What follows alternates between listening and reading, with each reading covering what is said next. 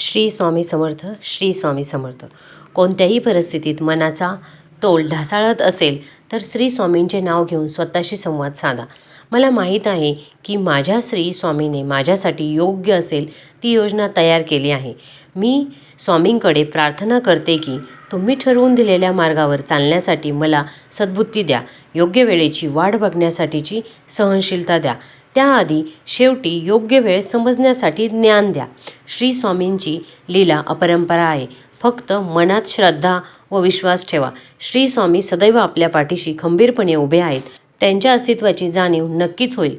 अशक्य ही शक्य करतील स्वामी. श्री स्वामी समर्थ महाराजांच्या कृपेने तुमच्या सर्व इच्छा मनोकामना पूर्ण हो. तर येत्या 20 मार्चला श्री स्वामी समर्थ महाराजांचा प्रकट दिन आहे आणि प्रकट दिन म्हटलं की या निमित्ताने आपण काही ना काही सेवा करत असतोच. कोणी 21 दिवसांची सेवा करत असतो तर कोणी 11 दिवसांची सेवा करत असतो. कारण की सेवेला खूप महत्त्व आहे आणि या काळामध्ये दत्ततत्व हे 1000 पटीने कार्यरत असतं.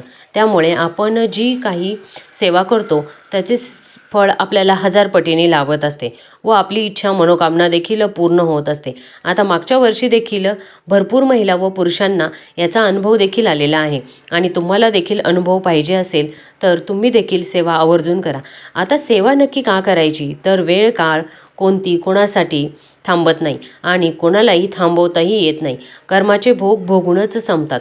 भक्ती केल्याने संकट येणारच नाही असं कधी होत नाही, पण भक्ती करून संकटाचा वेग मात्र नक्कीच कमी करू शकता. जसं की जिथे हात जाणार होता तिथे मात्र बोटावर निभावलं. पण हे करण्यासाठी स्वामी भक्ती असावी लागते. स्वामींवर आपली श्रद्धा विश्वास अतूट असला पाहिजे. आता प्रत्येकाला सेवा करण्यासाठी इच्छा असावी लागते, पण घरामध्ये लहान बाळ असेल त्यामुळे जमत नाही किंवा बाहेर कामासाठी जावं लागतं किंवा इतरही काही कामे असतील अडचणी असतील त्यामुळे आपल्याला सेवा करणे शक्य होत नाही. मग अशी कोणती 5 मिनिटांची सेवा करावी की ज्यामुळे आपल्याला सेवा देखील करता येईल व आपली इच्छित मनोकामना देखील पूर्ण होईल. तर याबद्दलची माहिती मी आज तुम्हाला या व्हिडिओच्या माध्यमातून सांगणार आहे.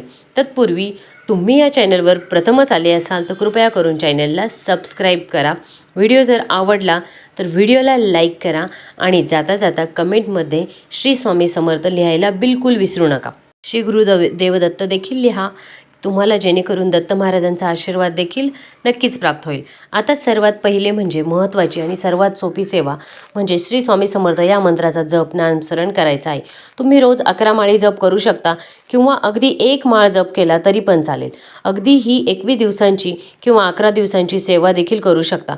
पण कधीकधी असं होतं ना की आपल्याला मनापासून सेवा तर करायची असते पण आपल्याकडे वेळ नसतो. अशा वेळेस ज्या पण महिला असतील, अगदी तुम्ही घरामध्ये स्वयंपाक करत असाल किंवा स्वयंपाक करत असताना जरी आपण नामजप केला, श्री स्वामी समर्थ श्री स्वामी समर्थ या मंत्राचा जप केला तरी पण आपण जे काही जेवण बनवत असतो त्या जेवणाचा प्रसाद बनतो. अगदी आपण घरामध्ये खरकटी भांडी काढत असो तेव्हा देखील जरी आपण नामजप केला तरी पण आपल्या आयुष्यातील नकारात्मकता ही निघून जात असते.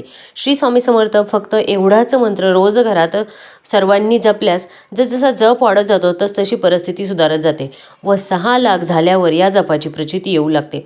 या जपाने पैशांचे मार्ग तर मिळतातच, परंतु मुख्य म्हणजे संततीविषयी चिंता मिटते व मुलांमध्ये सुधारणा दिसू लागते. इतकेच नव्हे तर पुढील घडणाऱ्या घटनांची आगाऊ सूचना देखील मिळत असते. सज्जनांचा सहवास घडतो, धार्मिक ग्रंथांचे वाचन घडत असते, चेहऱ्यावर एक दैवी तेज दिसून येते. असा हा सहज सुलभ जप आपण सर्वांनी करावा अशी माझी प्रत्येकास नम्र विनंती आहे. आपण काही ना काही वाटेल की कुठेही नामजप केला तर त्याचा आपल्याला फायदा होईलच. तर श्री स्वामी समर्थ या नामाचे मंत्राचे स्मरण कसेही केले तरी पण ते आपल्यासाठी कामच करते. शेतात बी पेरत असाल तेव्हा त्याचे तोंड वरच्या बाजूला आहे की नाही बघितले जात नाही. बी शेतात पडते तेव्हा त्याच्या तोंडातून मोड उगवत असतो.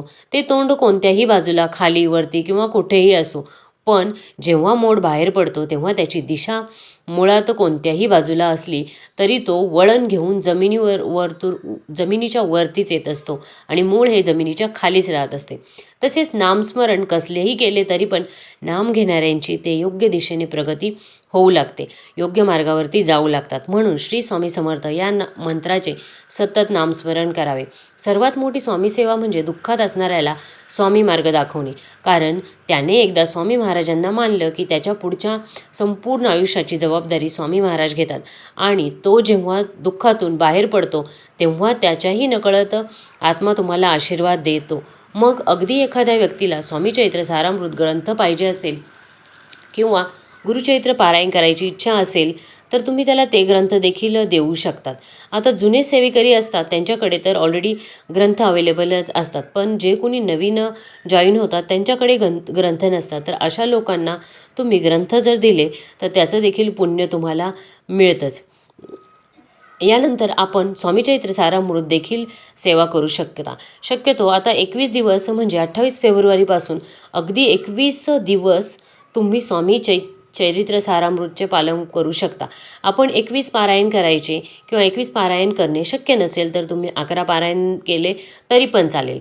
आणि ज्यांना 11 पारायण करणे शक्य नसेल तर अशा व्यक्तींनी रोज 3 अध्याय पठण करायचे आहेत. आता पहिला अध्याय, दुसरा अध्याय, तिसरा अध्याय अशा प्रकारे रोज 3-3 अध्याय पठण करायचे आहे.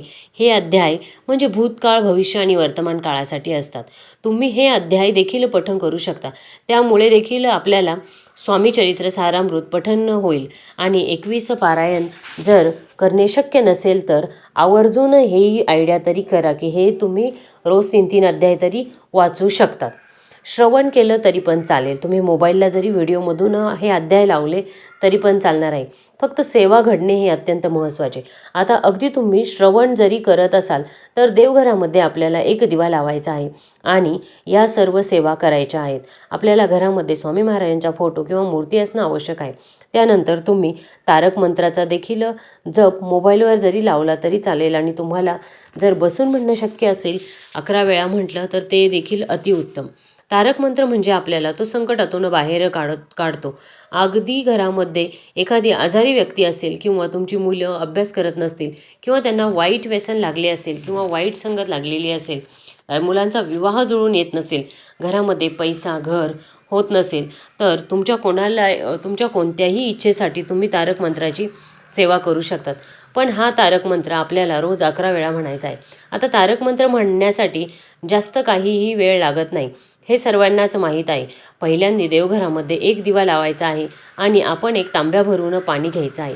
त्यावरती आपण आपला डावा हात ठेवायचा आहे आणि तारक मंत्र आपण 11 वेळा म्हणायचा आहे. अगदी मनापासून आणि श्रद्धेने ही सेवा करायची आहे. तारक मंत्र म्हणून झाल्यावर हे जे पाणी आहे ते पाणी तुम्ही ज्या पण व्यक्तीसाठी इच्छा मागत असाल किंवा एखादी व्यक्ती आजारी असेल तर त्या व्यक्तीला हे पाणी ग्रहण करायला द्यायचं आहे.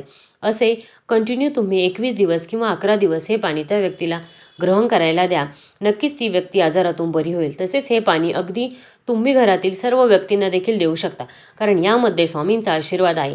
तसेच हे पाणी थोडेसे घरामध्ये देखील शिंपडायचं आहे. बेडरूममध्ये, हॉलमध्ये, किचनमध्ये पाणी शिंपडावं. यामुळे आपल्या घरामध्ये जी नकारात्मकता आहे ती नकारात्मकता दूर होण्यास मदत होत असते व आपल्या घरामध्ये सकारात्मक ऊर्जेचा संचार होत असतो.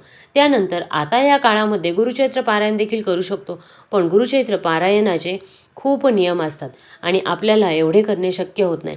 अशा वेळेस आपण गुरुचरित्रमधील 9वा अध्याय पठण करायचा आहे किंवा तुम्ही एक श्लोकी गुरुचरित्र पठण केलं तरी पण चालेल.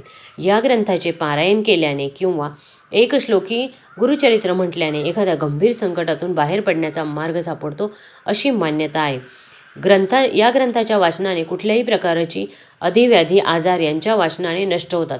याने मनुष्य दुःखमुक्त होतो. घरामध्ये गुरुचरित्र वाचनाने नकारात्मक वातावरण नाहीसं होतं आणि आनंद, चैतन्य, प्रसन्न निर्माण होतो. पितृदोष व वास्तुदोष यावरती उपाय म्हणून गुरुचरित्र पारायण केल्यास प्रभावी अनुभव येतो. विशिष्ट समस्यांवर जसे लग्न, शिक्षण, करिअर, आरोग्य यामध्ये येत असणाऱ्या अडचणींवर गुरुचरित्र वाचन केल्यास सकारात्मक अनुभव येतो. आपल्या कुंडलीतील ग्रह, नक्षत्रे, पितृदोष, प्रारंभ दोष यावरती गुरुचरित्र एक रामबाण उपाय असल्याचे जाणवतं. आता आपण गुरुचरित्रामधील 9वा अध्याय देखील पठण करू शकता किंवा अगदी तुम्ही एक श्लोकी गुरुचरित्र पठण केलं तरी पण चालेल. ज्यांना 52 अध्यायी मोठे गुरुचरित्र वाचन त्यांचे पारायण इत्यादी करणे शक्य होत नसेल त्यांनी निदान हा श्लोक जरी रोज मोठ्या श्रद्धेने म्हणावा. दत्ताचा अवतार झाला कलियुगी श्रीपाद पिठापुरी, त्यामागे दुसरा श्री नृसिंह सरस्वती करंज ग्रामांतरी, तीर्थे हिंडत पातला बिलवाडिते संगमतेथून मठ गाणगापुरी, वसेवारी दिनांचे श्रम आपण जरी. हा श्लोक म्हणावा तरी पण चालेल. आपण रोज 108 वेळा हा श्लोकी गुरुचरित्र आवर्जून म्हणायचा आहे. किंवा तुम्ही अगदी श्रवण देखील करू शकता. स्वामी महाराजांच्या प्रकट दिनानिमित्त तुम्हाला एवढे सर्व सेवा करायची आहे. आता मध्ये जर मासिक धर्म आला तर तेवढे दिवस आपण सोडून द्यायचे आहेत.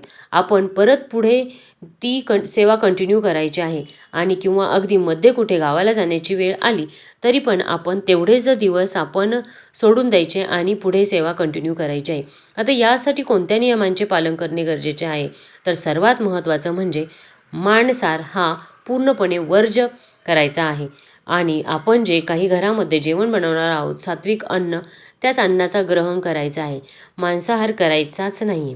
तुम्ही जे जेवण बनवता तोच नैवेद्य स्वामी महाराजांना दाखवला तरी पण चालेल. तुमची ही सेवा चालू असताना तुम्ही जो नैवेद्य किंवा घरात जे काही अन्नपदार्थ बनवाल ते स्वामींना दाखवू शकता. किंवा स्वामींचे आवडते पदार्थ तर पिठलं भाकरी आहे, त्याचा देखील नैवेद्य तुम्ही दाखवू शकतात. तुम्ही बेसन पिठाचे लाडू देखील स्वामींचा आवडता पदार्थ आहे, ते देखील त्यांना बनवून दाखवू शकता. तर अशा प्रकारे ही जी सेवा आहे खूप प्रभावी आहे. यातली कुठलीही एक सेवा तुम्ही जरूर करा, ही माझी तुम्हाला नम्र विनंती आहे. तुमच्या ज्या काही इच्छा असतील त्या नक्कीच पूर्ण होतील. जर तुम्हाला व्हिडिओ आवडला असेल तर कृपया करून व्हिडिओला लाईक करा. चॅनेलवर जर नवीन असाल तर सबस्क्राईब देखील करा. आणि कमेंटमध्ये श्री स्वामी समर्थ, ओम गुरुदेव दत्त लिहायला विसरू नका. पुन्हा भेटूया अशाच एखाद्या इन्फॉर्मेटिव्ह व्हिडिओमध्ये. तोपर्यंत श्री स्वामी समर्थ, श्री स्वामी समर्थ.